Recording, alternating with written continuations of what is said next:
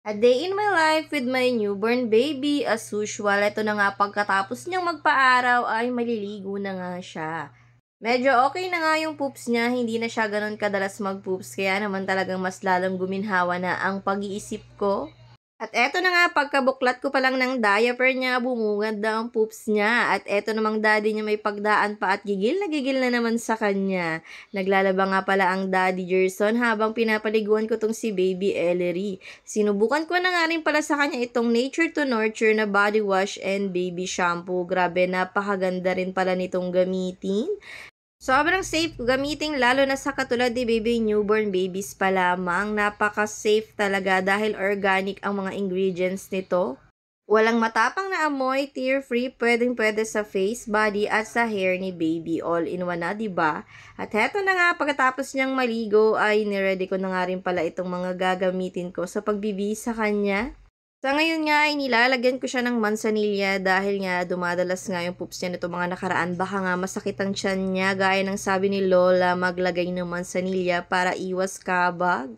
Minamassage-massage ko na nga rin ng konti itong kanyang paa para naman hindi siya maging sakang. Ang bilis nga ng panahon at ilang araw na lamang ay magiging 1 month na itong ating baby Ellery. Naglalagay na nga rin pala ako ng big kiss dahil nga may nakausli pa nga doon sa puso niya para naman hindi nakaultaw at syempre para sexy siya paglaki. Heto nga pala yung cream na reseta sa akin ni doktora para sa rashes niya at effective nga at mukhang hindi ko na kailangan bilhin pa yung isang cream na nireseta sa kanya. Nakakahanga nga dahil napaka-effective niya. Kahapon ko lamang siya sinimulan lagyan nito kada palit ng diaper at pagkatapos ko siyang punasan ay inilalagyan ko siya noon. Sa ngayon niya, kitang-kita ko na kagad yung improvement ng paggaling ng kanyang rashes. Salamat nga rin pala doon sa mga nag-advise na kung ano ang gamot ng rashes. Ito na lang muna ang ginamot ko sa kanya dahil ito ang in-advise ng pedya sa kanya. At ayan na nga mga person, fresh na ang baby Ellery habang ang mami Nika nyo naman ay hagardong-hagardo na pawisan at basang-basa sa pagpapaligo sa kanya.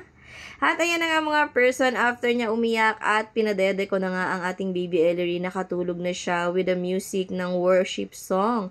Mukhang nasanay na nga siya na may worship song habang natutulog dahil napakahimbing ng tulog nito pag may tugtog.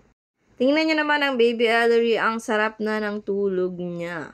Lagyan ko na nga rin pala siya ng kulambo para naman safe talaga na hindi siya dapuan ng mga insekto o kung anumang lilipad dito. Habang naliligo na nga ako dahil basang-basa na rin ako sa pagpapaligo sa kanya kanina, ay nakapag-prepare na nga pala ang Daddy Gerson nyo ng aming masarap na lunch for today's video.